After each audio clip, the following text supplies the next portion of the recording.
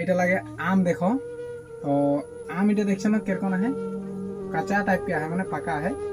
তো এই আমটা আমি কিরকম খাবো দেখবে বিনা বাকলি উচাইকে। আর এই আমটা খাই খাইকে তোদেরকে আমি দুটা বাত বলবো।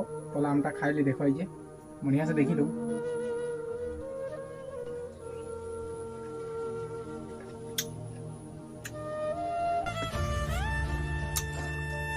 আমাকে ভালো লাগে ভিডিওটা শেয়ার করবো আর লাইক করতে নাই বলে